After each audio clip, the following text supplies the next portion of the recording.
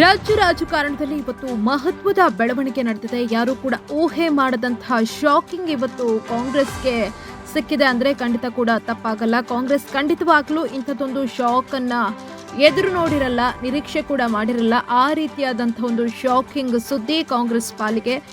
ಮಾಜಿ ಸಿಎಂ ಜಗದೀಶ್ ಶೆಟ್ಟರ್ ಅವರು ಕಾಂಗ್ರೆಸ್ ಅನ್ನ ತೊರೆದು ಮತ್ತೆ ಬಿಜೆಪಿ ಪಕ್ಷಕ್ಕೆ ವಾಪಸ್ಸಾಗಿದ್ದಾರೆ. ಅಧಿಕೃತವಾಗಿ ಅವರು ಇವತ್ತು ಬಿಜೆಪಿಗೆ ಸೇರ್ಪಡೆಯಾಗಿದ್ದಾರೆ. ಬಹುದಿನದಿಂದ ರಾಜಕೀಯದಲ್ಲಿ ಚರ್ಚೆ ಆಗ್ತಾ ಇತ್ತು, ಜಗದೀಶ್ ಶೆಟ್ಟರ್ ವಾಪಸ್ ಬಿಜೆಪಿಗೆ ಹೋಗ್ತಾರೆ ಅಂತ. ಆದ್ರೆ ಕಾಂಗ್ರೆಸ್ ನಾಯಕರು ಇದೆಲ್ಲ ಸುಳ್ಳು ಅಂತ ಹೇಳ್ತಲೇ ಬಂದಿದ್ರು. ಮೊನ್ನೆ ಕೂಡ ರಿಯಾಕ್ಟ್ ಮಾಡಿದ್ರು ಡಿ.ಕೆ. ಶಿವಕುಮಾರ್ ಅವರು, ಹಾಗೇನೆ ಸಿಎಂ ಸಿದ್ದರಾಮಯ್ಯ ಅವರು, ಮಲ್ಲಿಕಾರ್ಜುನ ಖರ್ಗೆ ಅವರು ಎಲ್ಲರೂ ಕೂಡ ಹೇಳ್ತಾ ಇದ್ರು ಇದೆಲ್ಲ ಕೂಡ ಸುಳ್ಳು, ಕೇವಲ ಗಾಸಿಪ್ ಅನ್ನೋ ಮಾತುಗಳನ್ನ ಹೇಳ್ತಾ ಇದ್ರು. ಆದ್ರೆ ಅವರೆಲ್ಲರಿಗೂ ಕೂಡ ಇವತ್ತು ಶಾಕಿಂಗ್ ಸುದ್ದಿ ಅಂದ್ರೆ ಖಂಡಿತವಾಗ್ಲೂ ತಪ್ಪಾಗಲ್ಲ. ಮಾಜಿ ಸಿಎಂ ಜಗದೀಶ್ ಶೆಟ್ಟರ್ ಅವರು ಇವತ್ತು ಅಧಿಕೃತವಾಗಿ ದೆಹಲಿಯ ಬಿಜೆಪಿ ಕಚೇರಿಯಲ್ಲಿ ಕಾಂಗ್ರೆಸ್ ಪಕ್ಷವನ್ನ ತೊರೆದು ಬಿಜೆಪಿ ಪಕ್ಷಕ್ಕೆ ಸೇರ್ಪಡೆಯಾಗಿದ್ದಾರೆ.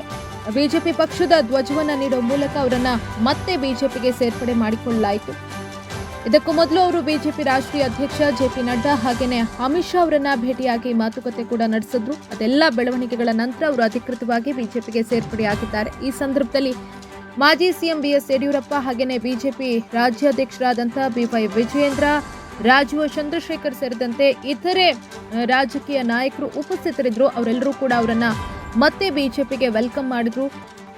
ಇನ್ನವರು ವಿಧಾನ ಪರಿಷತ್ ಸದಸ್ಯತ್ವಕ್ಕೆ ಹಾಗೇನೆ ಕಾಂಗ್ರೆಸ್ಗೆ ರಾಜೀನಾಮೆಯನ್ನ ಸಲ್ಲಿಸಿದ್ದಾರೆ ಅನ್ನೋ ಅಪ್ಡೇಟ್ಸ್ ಕೂಡ ಲಭ್ಯ ಆಗ್ತಾ ಇದೆ. ಆ ಮೂಲಕ ರಾಜಕೀಯ ವಲಯದಲ್ಲಿ ಬಹುದಿನಗಳಿಂದ ಏನೊಂದು ಚರ್ಚೆ ಆಗ್ತಾ ಇತ್ತು, ಜಗದೀಶ್ ಶೆಟ್ಟರ್ ಅವರು ಮತ್ತೆ ಬಿಜೆಪಿಗೆ ಬರ್ತಾರೆ ಅಂತ.